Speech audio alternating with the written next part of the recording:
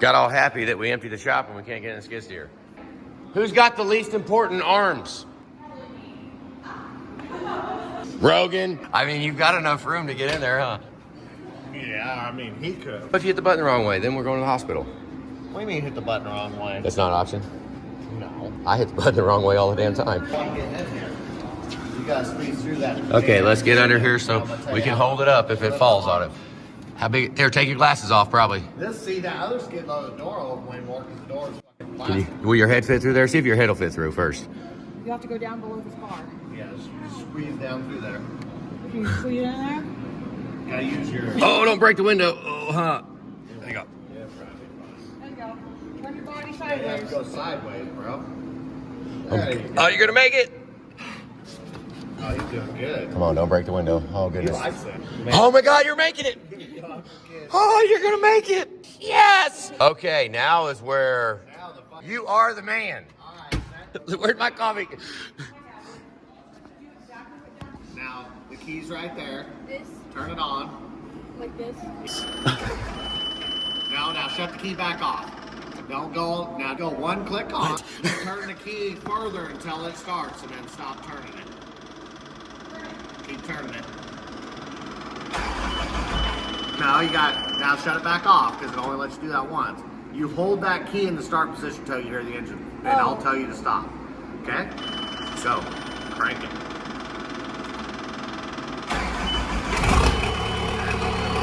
Yeah, buddy. Now, just listen close to me when I tell you what to do, okay? See the button above the key with the little white deal?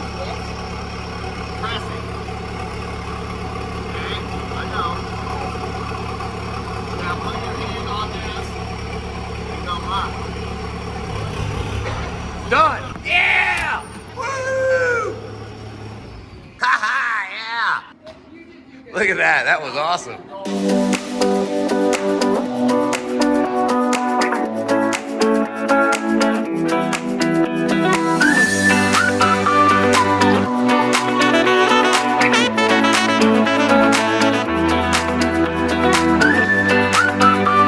We got lucky, very lucky. It's 8:54 on Sunday night.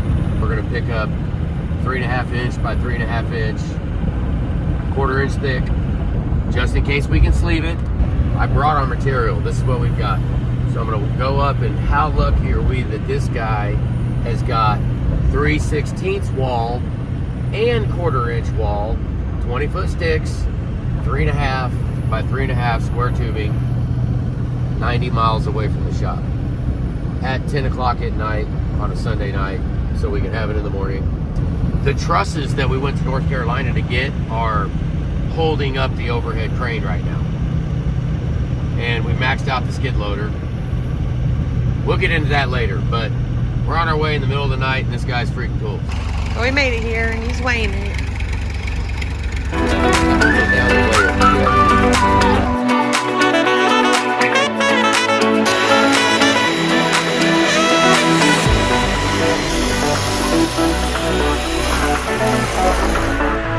It only works if I make sure that it doesn't bind up at that beginning, because this will destroy that blade in a quick second. But you see how free it is?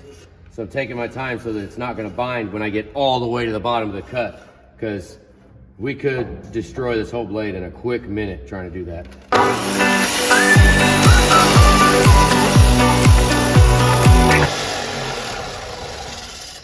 Give me something under here. That's going to be pretty freaking heavy right there when it comes down. I don't really want to try to handle it. Okay.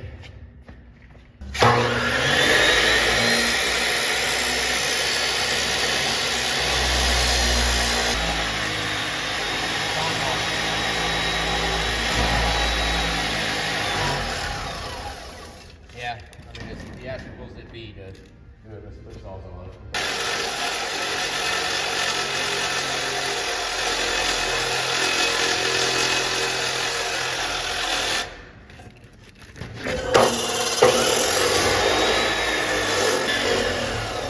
I'll just cut it off. I'll just cut it all the way. All with it.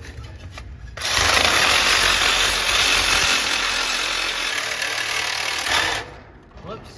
Whoops. There's one down. Just have 7 more to go. Was that too bad? No, that could have been worse. Yep. Oh, that thing's heavy though. Oh my God. Oh. Something like that right there. And then I'm gonna go clean it.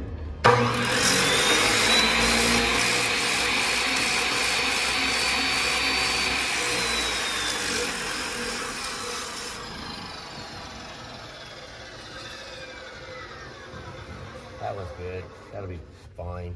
Let's see.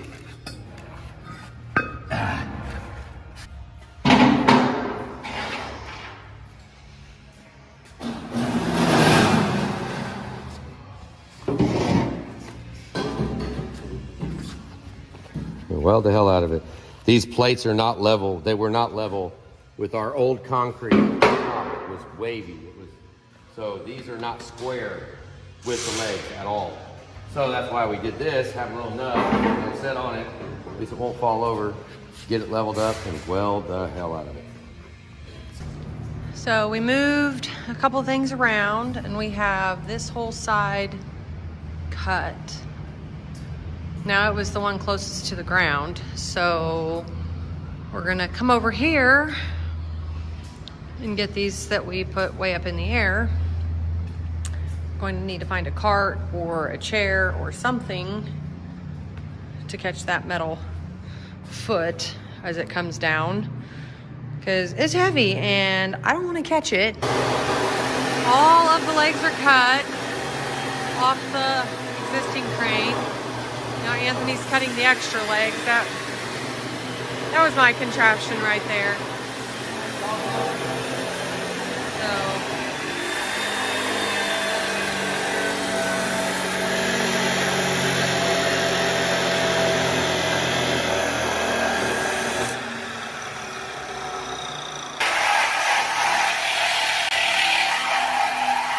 Knock the edge off, trying to cut that blank flat right there and start to cut on it. It's hell on it.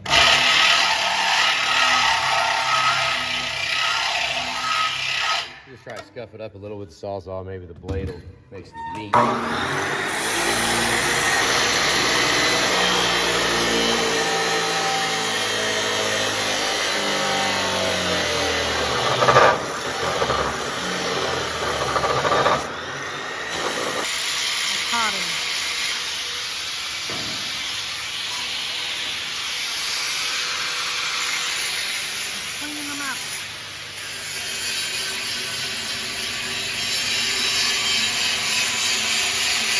So the tote will hold it wonderfully. Set the crane right on top of it, lift it up, and it gives us the height. That is just about finished height right there. That's where the crane is gonna reside. It's held by those two straps. I'm gonna go ahead and put a strap on every truss that way and get it ready and real close. I ground down here, close to where it's gonna go. Obviously that's not level yet, right? But I did grind it away where I thought it was gonna go for height on all the posts all the way around. Now that's the problem here. It feels like it's way up, but because the roof angles, right? It angles. So it's gonna be closer here. It just feels a lot closer. I wonder if I should. You know, I have not actually measured for any provision on 16 inches from the crane to the truss on that far side. Have not done that. I was more worried about the garage door opener. Not necessarily the overhead reel. The reel is not going to have any input on design of this shop. That reel will move. The garage door opener, she's pretty locked in. She's pretty set where she's gonna be at. So I should be about 2 inches below the garage door opener. Should, just rough numbers. And that is as if I measured from there down, and then all the other numbers everywhere in the shop is gonna go off of that line. I'm not gonna do, well, I am gonna have to do measurements all the way around it, which it'll be fine. Then we'll sight and shoot it with a transit. It's up there, boy. The last one was pretty much to the bottom of those legs, and they're sleeved about 6 inches, something like that. I'm debating on whether or not, I mean, I could hole saw through that. I could do a couple of hole saws. just where it's sleeved through it, hole saw and hole saw, so that you can weld it. We'll see. I don't know, because kind of got ahead of myself and I didn't do that. So you guys think we need to? You think I should drill some holes in there and weld it, or do you think of burnt? I got all of it down to bare metal, even the top. Ground, obviously I cut it. Ought to be able to burn a pretty good weld into that, don't you think? Looks nasty, but bare metal. Way up there though. 13 feet to the bottom. The bottom of that beam is 13 feet. So our camper might go.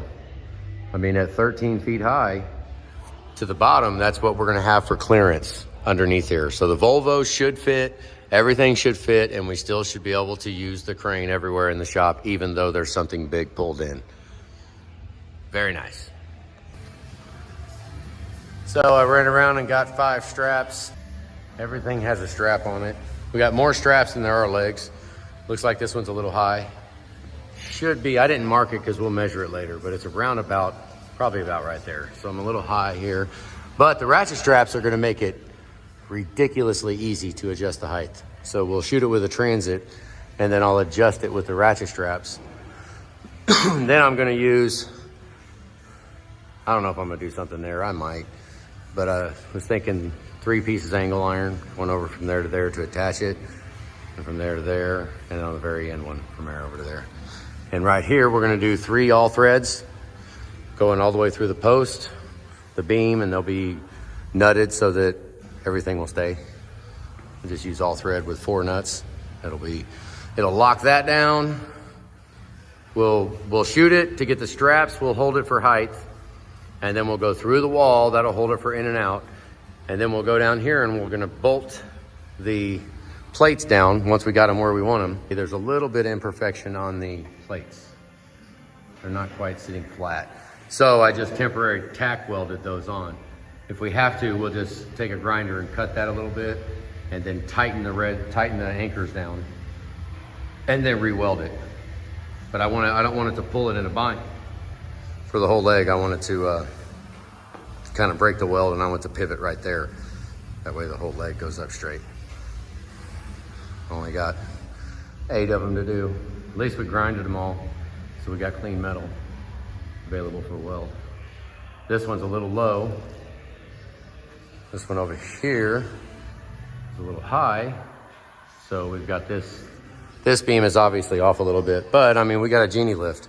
At least we got these nice new trusses that we know are strong. They're plenty strong enough to hold that beam up. 1 strap could have held it. Actually, I think we did overloaded one strap on when we first put it up. Obviously, we're gonna have to paint. Shoot away. Oh, missed a little bit right there. I guess go for, whoa. Whoa, okay. Go.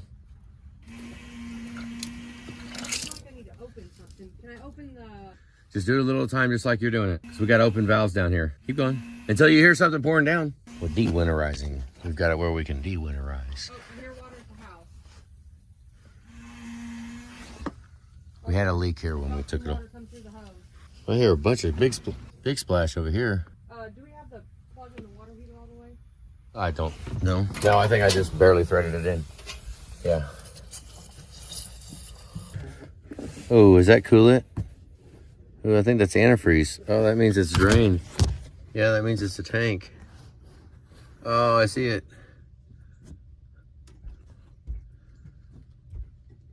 Oh, ain't that a... It's the gray tank. Another salvage yard. We found a black bull, 100-foot 3/8 hose. Real. It's heavy, big one. That actually is a bigger shopping cart than normal. Yeah, it's like a shopping cart on steroids. Yeah, it's big. Give you an idea how big that air hose reel is.